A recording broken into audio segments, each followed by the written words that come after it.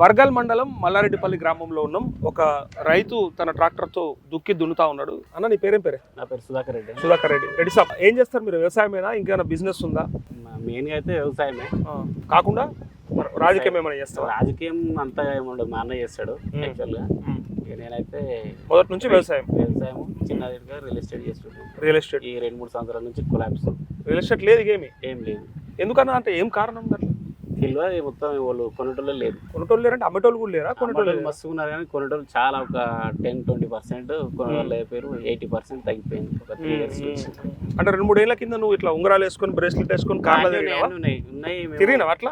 తిరిగినాం. ఇప్పుడు ట్రాక్టర్కి వచ్చిందా? ట్రాక్టర్ మనకి అప్పటి నుంచి ఉంది, ఇది మన వృత్తి కాబట్టి అది కంటిన్యూ అవుతుంది. అట్లట్లేదే రైల్ ఎస్టేట్ మంచిగా నడిస్తే అంత హల్చల్ ఉంటది కదా, మొత్తం తెల్లంగీలు ఉంగరాలు. వాస్తవం ఉంగరాలు కింద పెట్టకపోదు కానీ తెల్లంగీలు వేసుకొని రోజు తిరుగుతుంటే కడకంగిలు అయితే వేసిరు వేసినాం. కానీ ఇక మేము కూడా ఆనాడు ఇన్వెస్ట్ చేస్తే అదే అదే. ఎందుకన్నా అంటే ఈ 2-3 ఏళ్ళు అంటే ఈ ప్రభుత్వం మారుట్లో ఏమన్నా ఇబ్బంది అయిందా రైతులకి?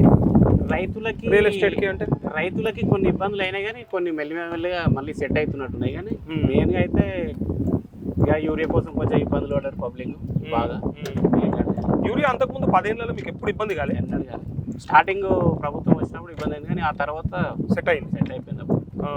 ఈ 1 year 2 year నుంచి కొంచెం యూరియాకి చాలా ఇబ్బంది పడ్డారు. నిజంగా యూరియా కొడుతుందా లేకపోతే రైతులకు కావాలని రేవంత్ రెడ్డి బదనాం చేయడానికి రోడ్ల మీదకి వచ్చి ఇట్లా యూరియా కోసం అన్న ఇప్పుడు ఈ పని పెట్టుకొని ఆడ లైన్ కట్ట ఇప్పుడు కూడా చూడు మండలేట్ కట్టర్లా ఉంటారు పొద్దుగాల 10 గంటల వరకు యాప్ ఉంటుందట. ఆ తర్వాత యాప్ లో 0 చూపిస్తారంట. మనం వ్యవసాయం చేసుకుంటాం కాబట్టి ఎప్పుడు ఏది కావాలన్నా ఇప్పుడు ఇది కావాలనుకో సట్మన్ షాప్ లోకి పోయి తెచ్చుకొని చేసుకునే పొజిషన్ ఉంటుంది. లేకపోతే ఫోన్ చేస్తే కూడా పంపించేది. ఇప్పుడు కావాలని యూరియా 2020 కూడా 2020 ఇప్పుడు 1000-1100 ఉండే యాక్చువల్ గా. ఇప్పుడు 1400 అయింది, 1800 అయింది, ఇప్పుడు 2100 అయింది. ఇప్పుడు మనం చేయాలంటే చాలా పెట్టుబడి ఎక్కువైతుంది, రాబడి తక్కువైంది. మరి పంటల రేట్లు ఎట్లా పెరుగుతాయో కానీ ఇక చేయలేని పరిస్థితులు. కానీ వాస్తవం చెప్పాలంటే 2020 కూడా ఇప్పుడు నాట్లేనికి 1000-1100 వేసి ఉంటాయి ఒక బస్తా. ఇప్పుడు 2150 పెట్టి వేస్తే ఇప్పుడు రైతు కూలీలు కూడా మేలుగా ఇప్పుడు 400-350 అవుతారు. ఇప్పుడు 600 అంటారు నాటేనికి. ఇవన్నీ పెడితే మరి అప్పటికి మద్దతు ధర ఇస్తారా, అది పోతుందా ఏం తెలియదు. ఇక ఏంటంటే చేనేది చేయాలి ఇప్పుడు తప్పదిగా. అంటే మనకి ఇప్పుడు రైతులకి ఇది కాక ఇంకోటి తెలియదు కదా మరి. ఆల్టర్నేటివ్ మనకి వెళ్ళదు. వ్యవసాయం చేసుడే తెలుసు రైతులకి. మళ్ళీ ఇంకోటి మెయిన్ వ్యవసాయంలో నష్టపోవడానికి కారణం ఏం తెలుసా? ఈ ఉపాధి పనిని రైతులకు వ్యవసాయానికి అనుసంధానం చేయకపోవడం. అది తక్కువ పని, పోయి పొద్దుంతా ఉంటారు అనామతం, ఇక పోయి చేసినా 300 పడుతున్నాయి.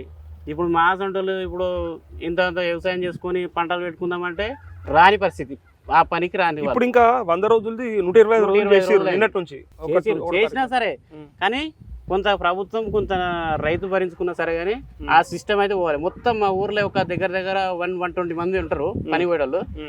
కేవలం పోతారు, ఆ కట్ట మీద కూర్చుంటారు, కొంత పని చేస్తారు, ఏదో చేస్తారు, ఏదో కొంత చేస్తారు. అయితే మిగతా టైం పని చేయకుండా కానీ అమౌంట్ పడుతున్నాయి కాబట్టి వ్యవసాయ పనికి రాకుండా అయిపోయారు వాళ్ళు. మళ్ళీ ఇంకో పని కూడా వరిగా అదే సరిపోతుంది. ఇప్పుడు ఇది కష్టం ఎక్కువనే, ఎక్కువ టైం పడుతుంది. అట్లా కూడా ఖర్చులు బాగా అవుతున్నాయి వ్యవసాయం వస్తాను చెప్పాలని. అంటే తెలంగాణ తెచ్చుకున్నాక ఏం మారలేదా లేకపోతే 10 ఏళ్ళు జర నయం ఉండి ఈ మధ్య మారింది 100%. అప్పటికి తెలంగాణకు ఇప్పుడు తెలంగాణ చాలా మారింది. వాటర్ వాస్తవం చెప్పాలంటే నేను బీజేపీ క్యాండిడేట్ అన్న, మండల ఉపాధ్యక్షుడిని యాక్చువల్ గా. కానీ వాటర్ విషయంలో మాత్రం కేసీఆర్ మెచ్చుకోవచ్చు. మా ఏరియా మొత్తం ఎండాకాలం వచ్చిందంటే ఏదో ఒక బోర్ ఉంటుండే, అంతే. ఏడ వాటర్ ఉండకపోవు. ఇక దాన్నే పంటలు పండించుకుంటారు. మిగతా వాళ్ళంతా ఇక కంపెనీలలో అటు పోదు. కొడపోచమ్మ సాగర్ నింపారు, మాకు ఎనీ టైం వాటర్ బోర్. అసలు గోసనే లేదు. ఇప్పటికి కాలం కూడా పోయింది కదా, ఇన్ని రోజులు బోర్లు అయితే బాగున్నాయి మస్తు. బోర్లు అయితే ఫుల్. ఎక్కడికి వెళ్ళి నయమైంది, చాలా నయమైంది. అంతకుముందు అంటే నువ్వు 2014 ముందు చూసినావు ఈ బాధలన్నీ? చూస్తూనే ఉన్నాం మేము, అప్పటి నుంచి చిన్నప్పటి నుంచి చూస్తున్నాం కాబట్టి ఏరియాకు వాటర్ చాలా కొరతుండే, చాలా ఇబ్బంది ఉంటుండే. అటు సాగునీరు కొరతనే, అటు తాగునీరు కొరత అన్నట్టు ఉంటుండే. తాగునీరుకి కూడా వాస్తవానికి ఏంది, బోర్లు వేసుకుంటా ఊర్లలో ఎవరు ముందుకు లీడర్ తనం చేస్తే వాడు బోర్ వేయాలి. మొదలు బోరే, అప్పుడు బోర్ వేయాలి. మెయిన్ ఓట్లకు వస్తే ఫస్ట్ బోర్లు వేయాలి, లేదంటే ట్యాంకర్లతో నీళ్ళని సప్లై చేయాలి, పెద్దనం చేయాలంటే. అట్లా చూడు గోస నుంచి అయితే ఈ మిషన్ భగీరథ వచ్చినాక ఇంటికి మాకైతే బిల్డింగ్ మీకు ఎక్కితే నీళ్ళు నల్ల ఫుల్ వాటర్ వస్తాయి. కొంచెం బెటర్ అయింది అంటారు అయితే. బోర్ వేయాల్సిన అవసరం లేదు, ఆ నల్ల నీళ్ళతోనే ఇల్లు కట్టుకున్నాం అనుకో, ఇక అన్ని వాటర్ వస్తాయి మాకు. అబ్బా బోర్ ఇది రాష్ట్రం అంతా ఉన్నదా లేకపోతే ఓన్లీ ఖాళీ మీ ఏరియా నాకు తెలియదు, అంతటా ఉందనే అంటారు వాస్తవానికి. కానీ ఏమన్నా మారుమూల అంటే గ్రామం మీరు రాజకీయాల్లో ఉన్నారు కాబట్టి, తెలుసు కాబట్టి, కొంత అవగాహన ఉంది, ఒక పార్టీతో ఉన్నారు కాబట్టి, ఓన్లీ గజ్వేల్ నియోజకవర్గమా మొత్తం రాష్ట్రం అంతా కూడా చేస్తుంటారు అనుకుంటున్నారు? ఈ మిషన్ వల్ల తాగునీళ్ళు అయితే నాకు తెలిసి రాష్ట్రం అంతటా ఉందని అనుకుంటున్నాను. ఇప్పుడు మీ ఆదిలాబాద్ మీ ఎమ్మెల్యేనో ఎంపీఓ అక్కడోళ్ళు ఇక్కడోళ్ళు చెప్పడం మీరు ఇంకా పార్టీ మీటింగ్ లో చెప్తారు కదా. ఆదిలాబాద్ కొన్ని ఉన్నాయి కదా అడవి అక్కడ సైడ్, ఇంకా కొంచెం వెనకబడ్డ తరగతులు ఉన్నాయి. కానీ తాగనీకి మాత్రం మాక్సిమం సప్లై చేసిరట 80 to 90%. అంటే ఏ పార్టీ వాళ్ళు అయినా సరే కానీ తాగునీటి కష్టాలు ఉన్నాయని అయితే ఎవరు చెప్తలేరు. తగ్గింది. అప్పట్లో ఆడ చూసినా బిందెలతో రోడ్ల మీద కూర్చుంది. మళ్ళీ ఇంకోటి సాగునీరు విషయం కూడా మెయిన్ గా నువ్వు ఏడికన్నావు. ఇప్పుడు మొన్న కొన్ని పెండింగ్లు ఉన్నాయి, కొన్ని చేస్తున్నట్టు. కానీ సాగునీరు కూడా 100%. ఒడ్లు పండించుకుంటే పంటకే పని చేస్తూ, ఏది తిననీకే పని చేస్తూ. ఇప్పుడు ఒడ్లు బియ్యం చూసుకో, నా ఇంట్లో ఇప్పుడు 7 గిటాలు బియ్యం ఉన్న స్టాకు. ఒడ్లు అమ్ముదామంటే ఇక మొన్న అయితే చాలా ఇబ్బందులు అయినాయి, కొంచెం ఖాళీ చేసుకోకపోవడము. ఇక మరి అక్కడ ఎంసీ అయినా తీసుకోలేదా మరి తెలియదు. కానీ అంటే మోడీయే కొనట్లేదు, మోడీయే ఇబ్బంది పెడుతున్నాడు. మోడీ కొనట్లేదు అని కాదు, రేవంత్ రెడ్డి అన్న మాటలు విన్నారు కదా.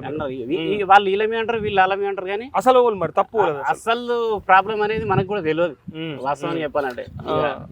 వీళ్ళు కొంటలేరు కాబట్టి మేము సప్లై చేస్తలేమని వీళ్ళు అన్నారు. కానీ ఏదో ఒకనాడు ప్లాన్ గా ఉంటే స్టేట్ గవర్నమెంట్ కి ఏదైనా చేయొచ్చు. ఒకనాడు నువ్వు వినుంటావు కేసీఆర్ గిట్లనే అంటే మోడీ కొనేటట్టయితే నువ్వు బ్రోకర్ గాను అని అడిగిండు.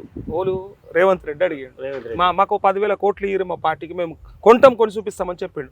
ఇప్పుడు మరి ఎందుకు కొంటలేరు మరి? ఇప్పుడు మరి ఒక విషయం చెప్పాలంటే ఆయన కేసీఆర్ ఉద్యమం చేసిండు తేవచ్చు, కానీ తెలంగాణ తెచ్చాడు. కానీ రైతుల విషయంలో మాత్రం ఈ ప్రభుత్వం కంటే రేవంత్ రెడ్డి కంటే చాలా బెటర్. ఎట్లా అంటావా, ఇప్పుడు యూరియానే ఉంది. మన స్టార్టింగ్ లో అయితే అప్పుడు ఎట్లయింది, ఇప్పుడు కొంచెం ప్రీ ప్లాన్ లేక కొట్టుకున్నాడు. మస్తు ఇబ్బంది. అరే పిల్ల తల్లులు ముందస్తు పోయి బుకింగ్ చేసుకుంటే మన రాష్ట్రానికి వచ్చినట్ట. వీళ్ళు ఎవడు పట్టించుకున్న దాగలో లేరు. అప్పుడు ఇక ప్రభుత్వం మీద పడ్డారు, కొత్త ఎట్లయిందని చాలా ఇబ్బందులు పడ్డారు. ఇక ఏ విషయమైనా వాటర్ తెచ్చడం మీద వీళ్ళు కొత్త చేసింది ఏం లేదు. కానీ ఇప్పుడు వచ్చిన ప్రభుత్వం పాత కరెక్ట్ చేసిన టైంకి నీళ్ళు ఇడిచిపెట్టినా. ఇప్పుడు మాకు హల్దీబాగ్ పోతుంది ఇక్కడికి వెళ్ళి, అడికెళ్ళి మేము మళ్ళీ లొల్లి పోయి ధర్నా చేస్తేనే మళ్ళీ నీళ్ళు ఇడిచిపెడతారు. ఇడిచిపెట్టేది రెగ్యులర్ ఇడిచిపెట్టేది కూడా, అది కూడా దాన్ని కూడా పట్టించుకోవాలి. అలాంటి సిచ్యువేషన్లు వస్తాయి అన్నట్టు. ఓకే. ఇప్పుడు ఈ 3 టర్ముల నుంచి కేసీఆర్ ఉన్నాడు కదా గజ్వేల్కు, మీ కాన్స్టిట్యున్సీకి ఎమ్మెల్యే. సో మీరు బీజేపీలో యాక్టివ్గా ఉన్నారు కదా, ఏమనుకుంటారు జనరల్గా పబ్లిక్? కేసీఆర్ ఓకే మనకు ఎమ్మెల్యే ఉండుకే అన్ని పనులు అవుతున్నాయని అనుకుంటుంటారా, లేకపోతే మొన్న మంత్రి అంటే ముఖ్యమంత్రి కాలేడు కాబట్టి జర పనులు వెనకబడ్డాయని ఉందా ఈసారి ఈ 2-3 ఏళ్ళ నుంచి? వెనకబడ్డదని ఇంకా చాలా మందికి కనబడదు కదా పబ్లిక్, గెస్ చేసిరు. అంటే ఈ పార్టీ మాది వేరైనా సిద్ధాంతం వేరైనా కానీ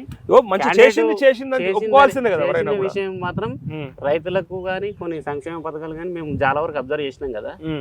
కేసీఆర్ అప్పు చేసిండా, అవినీతి జరిగింది వార్డ్ మెంబరే ఇంతో అంతో హుషారు పడి ఏదో చేసుకుంటారా, ఏదో షోప్టప్ చేయబోతుంటారు, ఏదో చెబుతారు, ఉట్టిగా మళ్ళీ దొరకబడుతుంటారు. అటువంటి అవినీతి జరిగిందని బదనాం చేస్తాడు తప్ప ప్రాజెక్టులు కట్టిరా వీళ్ళు ఏమన్నా? మరి కాళేశ్వరం ప్రాజెక్ట్ ఉండేపటికే ఇది హైయెస్ట్ హైట్ ఏరియా. ఇది ఏది ఈ గజ్వేల్ ఊహించినమా? మరి వీడికి తెచ్చేంత శక్తి మరి ఎవరు లేకపోయా కదా. కాంగ్రెస్ గవర్నమెంటే ఉంది కదా కొన్నేళ్ల నుంచి, 5-6 దశాబ్దాలు 75 ఏళ్ళ స్వతంత్ర భారతంలో పరిపాలించేది రోడ్ల పంట పాటలు పడితే మొత్తం ఒడ్లే ఉంటాయి. ఏ రోడ్ల పంట ఎన్నో యాక్సిడెంట్లు అయినాయి వాస్తవానికి. కానీ కళ్ళాలకు వేసుకోమని కూడా స్కీమ్ పెట్టిరు వాస్తవానికి.